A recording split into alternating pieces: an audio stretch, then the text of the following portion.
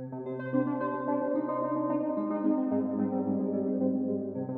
this episode of Scammer Stories, one of the biggest problems in fighting scams in the U.S. is the lack of attention by social media giants and the government. So, what do they do in other countries?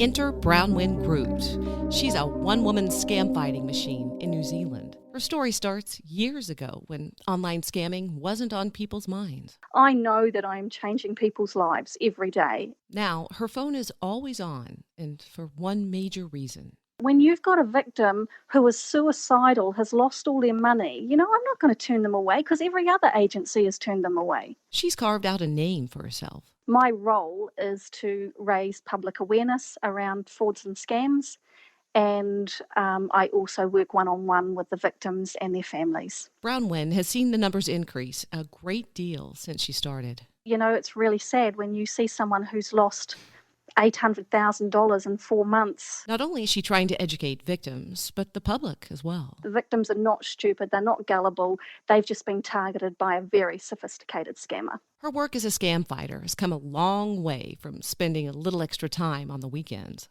Tell me how you got involved with all this online stuff. So it was about 10 years ago. I had had a break from the bank that I was working in, and I'd gone back as a part-timer after having the kids in the little community that I was brought up in. And I got really brassed off seeing people in my community who were being affected by scams. And then the bank I was working for at that time found out what I was doing on my days off. When bank leaders found out, they actually spotted an opportunity. And they actually ended up creating a role for me, raising awareness around frauds and scams. Oh, wow. I thought you were going to say that they fired you, but they actually liked it.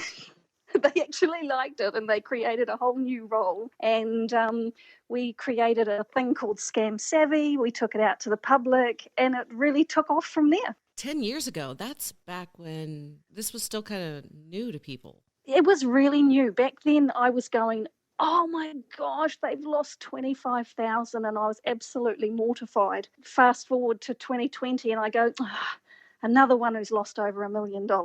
Yeah. So what were some of those first scams back in the bank 10 years ago? The very first ones that I was dealing with were the lottery and the psychic scams being delivered through your letterbox. Man, they were intense, and I just had wheelie bins full of the mail that when I'd find the victims, I'd get them to send it to me. So I had this huge stash of stock that I took around on my presentations that I could show people that this was all a big scam.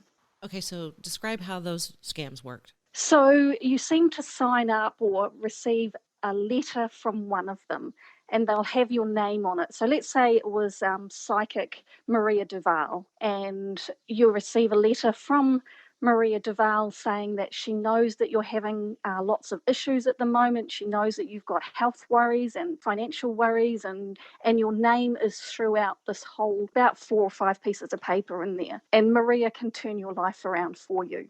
All you have to do is pay a small amount. And of course, once you send a check or credit card or money order, they then obviously on-sell your name. So I had one guy so proud of the fact that he had received 191 envelopes in one day. 191 envelopes? From the scammers. They were all from scammers, but he absolutely loved receiving all of this mail with his name on it. This mentality is like so many victims in all types of scams, including romance scams.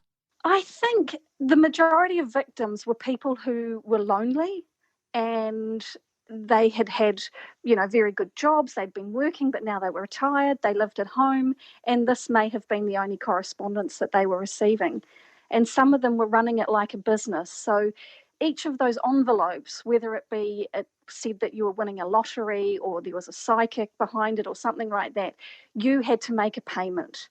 And you had to post your check away. So these people were running it like a business. They were categorizing the envelopes. They'd written on it when they'd posted the check back and when they should expect the money to arrive. But of course, no money ever arrived for them. Wow. So it's kind of like my mom. She likes to communicate with the scammers, but she does it on her cell phone. But this is back before everyone had a cell phone. Absolutely. And I think printing costs must have been so cheap as well back then. But I don't see this level of scam now. It seemed to stop after one of the payment agencies that processed all the checks got shut down by the SEC. After that, the scam stopped because they couldn't get the payments through. Scammers got resourceful and found other ways. New technology makes it so much easier.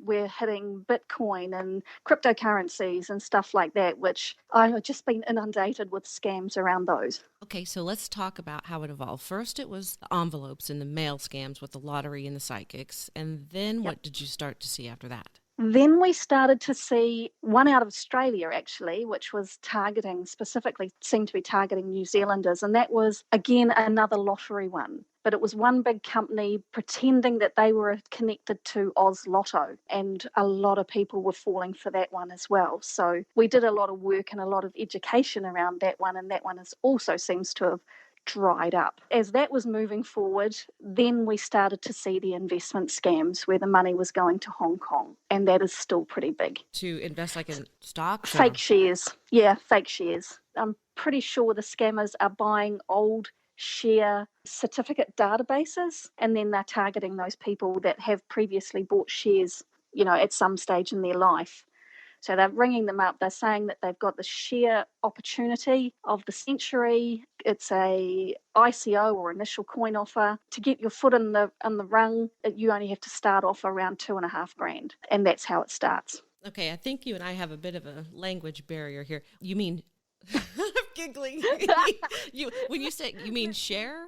Share certificates, like investing in Apple or investing. New Zealanders are kind of considered friendly. Do you think they're targeted a lot? I'm not sure that they're targeted any more than any other country when you're looking at the dollar values of losses. I think these scammers are just hitting anybody they can. But, New Zealand's a fairly young country. And it's not that long ago that we didn't lock our doors. We invited anybody into our home. A lot of older people still have landlines, and that seems to be where the majority of phone scammers are targeting them. Oh, because they know they're older. Yeah, they know they're older. They're likely to answer the phone because they're likely to be home more than someone who's out working. And they target them with the latest, of course, we're calling it the Spark scam, which is a telco provider here in New Zealand. So they're ringing them up. They're pretending to be from Spark. New Zealand has just had a whole rollout for fibre throughout the country, and the scammers know that, and they're using that to try and trick their victims into giving them access to their computer or to the internet banking. And how do they do that? So they'll ring them up out of the blue. They'll say that they're from Spark. And then if the person says, well, actually, Spark's not my telco provider, they go, oh, no, that's okay. We know that, but Spark owns all the fibre lines, and it's the fibre that's creating a problem. So what we need you to do is we need you to jump on your computer, download a thing called TeamViewer, which, of course, you'll know gives them remote access to their computer. And once they're in there, they then get them to log into internet banking and transfer the funds very quickly. And if they don't have internet banking, they will walk them through the process of how to get internet banking. So how does Brownwind know exactly? She was actually able to listen. We've listened to a number of calls that we were lucky enough to get a recording of. And the pressure that they put these people under is incredible. Absolutely incredible. I had one horrendous story. This poor lady, she was crying her heart out on the phone to these scammers saying, I don't understand what you're talking about. Can you please ring back when my son comes home? She was just so tearful. And the scammer was even saying, just take a breath, have a glass of water. You can do this. All you have to do is click on this and do this. And how long ago was it that you started to see romance scams? I've been in my current role 2.5 years. So probably maybe 3 years ago, 3.5 years ago, I was getting more involved in the romance scams. But now I'm getting them all the time. And they're probably the most emotionally devastating ones, because you're having to break down those barriers and break someone's bubble that may have been speaking to someone for over a year or sometimes even 2 or 3 years, and tell them that it's all not real. I don't know how similar the banks are in New Zealand and the US, but what do you see banks doing? They're trying. They are trying really hard. We can all do better. We can all do better. And there's a couple of little fixes that we should be doing. One of them, I would love to see account name and account number matching. So if you, April, were to deposit money to my account and you put Joe Bloggs instead of Bronwyn Groot, that transaction wouldn't go through. And that would stop the majority of things like business email compromises where a money mule's being used. Okay, so help me understand how that would help. The business email compromises, the majority of them are the invoice has been intercepted and the account number changed on the invoice. They'll still leave the name Joe Bloggs Building Limited, but the account number has changed. And that account number will be going to a money mule who may be caught out in a romance scam or a lottery scam, and they will then forward that money on. Okay, that was one. And what's the other one? You said there were two things. They need to try harder with their customers. You know, when their customers are caught out by a scam, it used to be pretty standard practice that the banks would say, oh, well, it's their money, they can do with it what they want. Well, actually, they can't. You know, you need to man up and tell them that you believe they're caught out in something suspicious, ask for the documentation, and investigate it further instead of just letting them to their own devices. Banks now, some of them here in the U.S., are starting to alert the authorities. Yeah, I've been following that. That's great. That is awesome. And they've saved lots of money. And the thing with money mules is my concern, particularly here in New Zealand, is the authorities go after the easy target, which is the money mule, not after the offender who could be overseas somewhere. And I think the money mules, the unwitting ones, they don't even know that they're caught out in a scam and that they're being used in this way. And they also don't understand that it's a criminal offence behind it. And I don't understand the banking industry very well, but if you're the bank and you're helping a couple people move money back and forth, don't you have some digital data and some numbers that could track the bad guys down? Yeah, well, follow the money. That's the easy part of any investigation, isn't it? Follow the money. But it seems to be that even enforcement is struggling with all the cross-border jurisdictions and things like that, and it's kind of in the too hard basket. It seems the U.S. is a bit behind, and this is a problem that isn't going away. I know the Canadian anti-fraud were doing some fantastic work there at one stage in following the money, and reading out of Department of Justice in the States, you know, they're getting some large numbers and some large arrests, and they're obviously following the money. It is so going to get worse. So a couple of years ago, we had the binary options scam where people were convinced $250 online trading, buy and sell commodities or foreign exchange, and make some money. So there was a lot of that going. The regulators all put out a whole lot of warnings and that scam started to die down. But now we're seeing it evolve into, they're calling it FX trading, and people are losing hundreds of thousands of dollars to this FX trading, which doesn't exist. It's not even real. People invest their money, think that they're making money on an online portal. They can see their profits going up, but actually it's all fake and there's nothing behind it. Kind of like a Ponzi scheme, but newer and more tech savvy. Yeah, and very, very difficult to track down. So on their website, they'll have that they are based in Switzerland or UK, and they'll also have that they're regulated by the authorities, but then you actually do a bit of research and they're not regulated and those brokers don't exist. But unless you know where to look, it's very difficult for the average Joe Bloggs. What would you say to people to help?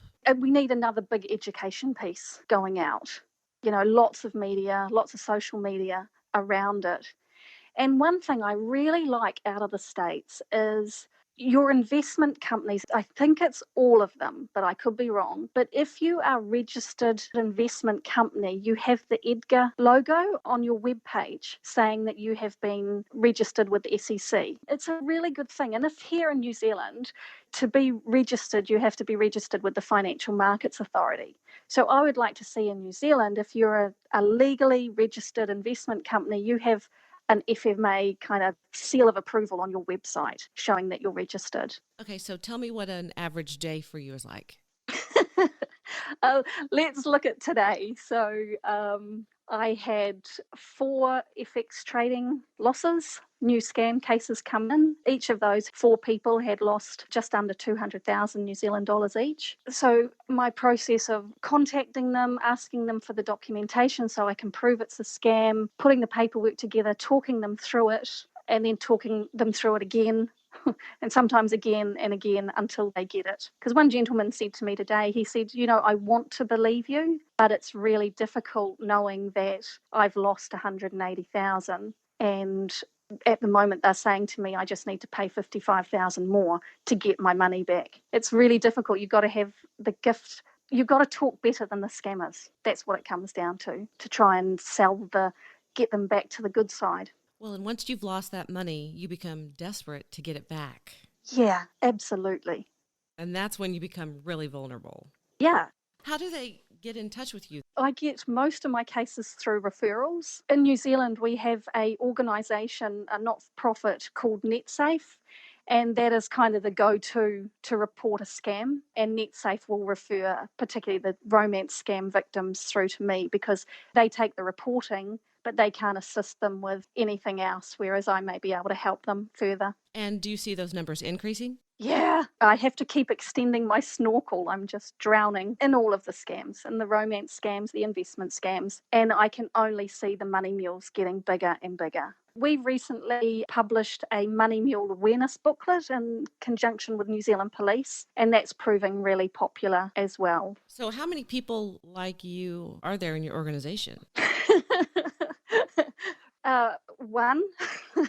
It was really funny. Yesterday I was talking to a guy and I said to him, "Oh, look, can you just wait a minute? I just have to put the dog outside. She's coming all dirty." And he went, I had visions of you being in a room with like multiple screens and a bit like Criminal Minds, they're flicking their fingers across the screen." It's a start. It is a start. And sometimes I think I try not to look at the big picture because that's a bit daunting, but I know that I'm changing people's lives every day. And I just stick with that one and I just keep marching one foot after the other and continually trying to bring other agencies in and getting them to step up and do more. And the big question everyone is going to want to know is, have you ever been able to get anyone's money back? Yes, I have. When it happens, it doesn't happen very often, but when it does happen, I certainly do a very large jig around the room. Okay, so how were you able to get the money back? So that was an investment scam, and the money went to Hong Kong. And because the people were lucky enough to get referred to me, we very quickly were able to get the Hong Kong police to freeze the money. And then it had to go through the court process with a lawyer to actually get the money back. But we were successful. And the Hong Kong police, they were willing to work with you? Yeah, they were working with the victims. So I was steering the victims on what to say, what to do, what words to use. And the Hong Kong police were great. Have you worked with police in other countries too, or? I've met with some of the FBI guys. They've come out here last year, did some conferences and stuff. I've got people in Australia that I deal with and in Canada and in the UK as well. Have you ever run across an anti-scam group that was actually a scamming group? I don't trust anybody, hardly. I'm very, very cautious on everyone. You do this professionally. How often Yes. do you see it in your private life? I got a phone call the other day from this person who was supposedly from the New Zealand Grants Department, which, of course, we don't have a grants department in New Zealand. And he said he was going to give me a grant. And normally I would have played him along for a little bit. But honestly, I was just so tired. My recommendation to people is don't swear at them, and I didn't. But I just said, oh, for goodness sake, just go away. I think the thing that we've noticed when people do swear at them, they're then ringing them back and abusing them. And if you're an older person, that's not nice for anybody. So that's why I recommend not swearing at them. So you think that the elderly people, if they get ugly with the scammers come back tenfold, basically? Oh, they definitely do. They definitely do. My recommendation is just don't engage. Don't give them anything, nothing. Just hang up. So you're married with kids, right? Yes. What did your husband say when you started to veer toward this field? He saw that I was so happy and excited that he kind of just left me to my own devices, I think, because there's nothing I like better than chasing a really good scam and helping the victims. At first, he used to say, oh, God, these people are stupid. But now he finally gets it and he realizes, they're not stupid. The victims are not stupid. They're not gullible. They've just been targeted by a very sophisticated scammer. What do you think it was that got through to him? Just time and listening to your stories? It's hearing the stories of the victims and hearing me talk about a university professor who's been targeted, or a lawyer who's been targeted, or a large well-known company who's been hit buy a couple of $1 million for a business email compromise, that sort of stuff. Do you think parents need to have these conversations? Yeah, absolutely. Kids are getting onto computers and devices and mobile phones really early on now. Sometimes parents don't understand the perils behind it and they think, oh no, they're all right. They got taught that at school. Well, the schools are not teaching them cybersecurity, maybe a little bit, but certainly not as much as what's needed. When we think of talking to our families about scammers, the first thing that comes to mind is our elderly loved ones. Maybe we should start with the younger generation. All you have to do is Google credit card photos, and you'll see so many of these young kids who've got their first credit card and they've posted a photo of it on Facebook or social media. And then one of their friends reaches out and says, oh, what does the back of your credit card look like? This is a great topic. I think the education system needs to get involved too. Yeah, definitely. Definitely. Younger people are an easy target. If there was more of me, I'd go and speak to more schools around New Zealand. But, there is only me and I need to stick with the oldies at this point in time, help them protect their retirement funds. The ones with the most money. The ones with the most money to lose. And, it's really sad when you see someone who's lost $800,000 in 4 months to a romance scam and now they can't even go and have a second cup of coffee with their friends. So what are some of the things that you do personally? To protect myself. So I am really small on social media. And if anything, it's used to try and track down scammers. I keep my personal information to myself. I don't fill out any surveys unless it's the census, which you legally have to fill out in New Zealand. If I go to the mall or go to shops, I don't sign up for any emails and things like that. I'm really careful around my information. We've gone over a lot here. You can find more information on the Commission for Financial Capability, including romance scams and a booklet on being a money mule. Here's the website. It's cffc.govt.nz. Next time on Scammer Warriors, we're going to hear from a 25-year FBI veteran who fought 3 different kinds of scams: romance, the email business scam, and ATM skinners. And finally, a big announcement in my world. I've joined the board of Advocating Against Romance Scammers. It's one of the first places I found answers when I started going through the romance scam with my mom, and I'm honored. Check out their Facebook page if you haven't already to see what they're about. Until next time, Scammer Warriors.